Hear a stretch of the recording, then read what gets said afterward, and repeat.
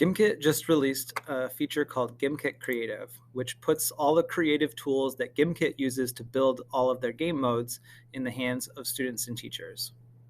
This is a powerfully creative opportunity for students and teachers because instead of just being forced to answer questions about content, now students and teachers can create whole worlds that bring that content to life. So let's take a look at what that looks like. When you click on Gimkit Creative, you'll notice that you can create 3 maps right now. I've already started one. Let's start a new one to see what that looks like. Name your map.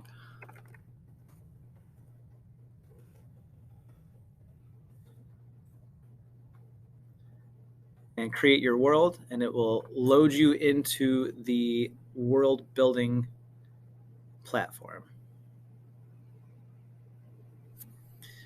All right, so I'm loaded in and I'm kind of just in this blank space, just a bunch of flat grass. Notice that I have options in each corner of my screen.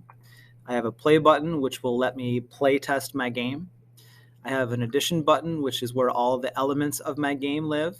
So anything I want to bring into my game, I can find under this add button. I have a layers button and an eraser. And I have some game-wide options that I can adjust. So let's start with our options. We have options for the map, options for editing, permissions if you're going to create a world collaboratively, and an option to save your game, even though it does save automatically. Let's look at the map options first. So we can change the whole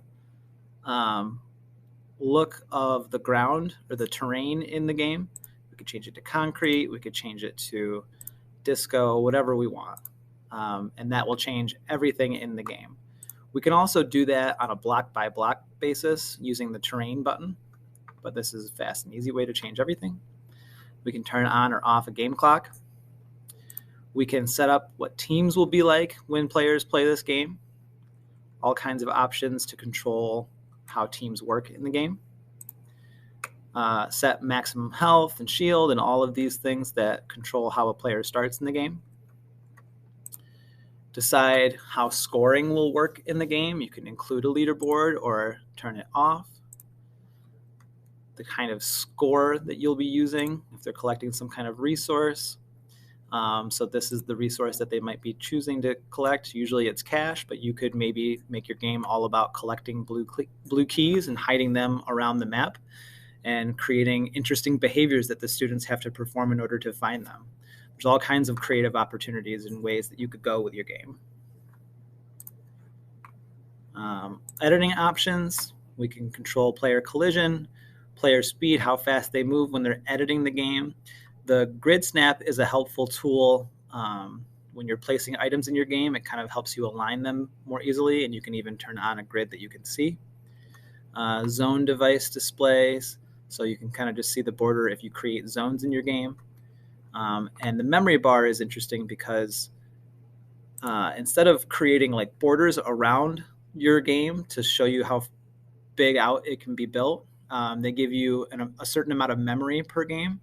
So if you turn on the memory bar, it will show you at the top of your screen how much memory you're using as you build your game.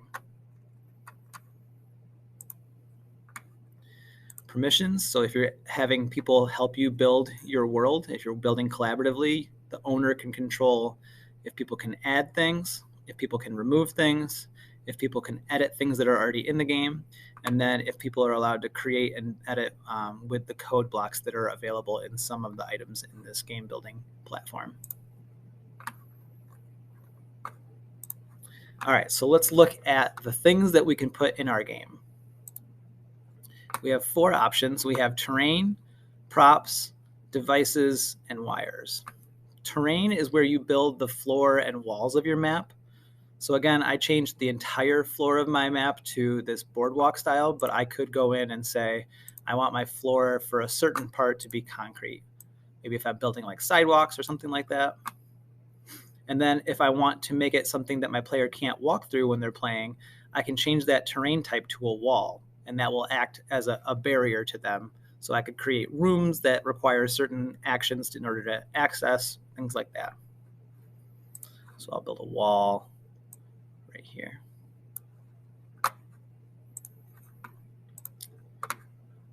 In addition to terrain, we have props. These are different objects and decorations that we can put in the game. And there's a very large collection of things in here. So you can start to explore this list, and maybe that will help you decide what kind of aesthetic you want your game to have as you build it. Seeing all the different options that are in here. Lots and lots and lots of things in here. Certain props can have certain behaviors as well. So once you put something in your game, you'll be able to click on it to modify it and control the settings that go along with that object. Devices are all of the game mechanics. So there's a ton of devices in here, and they all represent different things that you can do to control your game and the way players play it. So this is a really interesting opportunity for students to explore systems design and think about their game as a system and all the different ins and outs that make it fun and replayable. So some things that will be used a lot are the questioner. So this brings in a question kit. So when the player goes up to this, they'll be able to interact with it and answer questions. You can also, if I click on this to modify it, you can include the kit ID. So this means that you could have more than one kit be part of your game. So if you have different sets of questions for different parts of the game, you can kind of split that up that way, which is really interesting.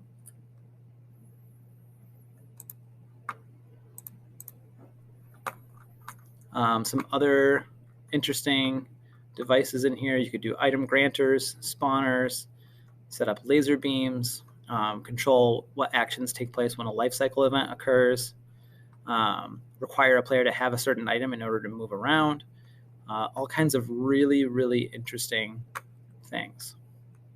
Team switchers, teleporters, vending machines full of items. There's tons of different devices in here that can control how the game is played and how players interact with it. So devices and objects are connected by wires. So once I click on the wire, you'll notice it takes me back to my screen, and anything I can connect with a wire, I'll see this green dot hovering over it.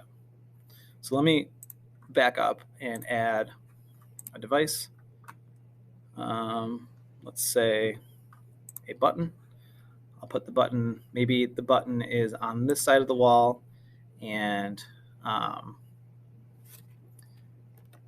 I'll move this to the other side of the wall. Let me move over a little bit. So maybe there's a scenario where you can't reach that questioner, but I could reach the button. And so if I connect those with wires, boom and boom, there we go. It gives me options for what I can do here. So activate button. The way I set it up so that it started with the question, now it's saying, okay, if the question's answered correctly, it'll activate the button or deactivate the button. So let me actually change that. We go button first and then controller. When the button is pressed, I can open the question answering screen, close the question answering screen, enable questioner, disable questioner, run a wire pulse block. So all kinds of different things I can do. Let's just say opening the question answer screen. So now if I play test this, I can go up to it and interact with this button. That's going to open the questionnaire because that's what I coded it to do. So that could be an interesting game mechanic, especially if you set up areas that only one person can be in at a time, and it'll require players to play the game collaboratively. Maybe one person opens the questioner or one person hits the button to open a new area of the game. So the creative possibilities for this game are pretty endless, and I think there's going to be some really awesome game modes that come into existence because of these tools being released to all players, students, and teachers.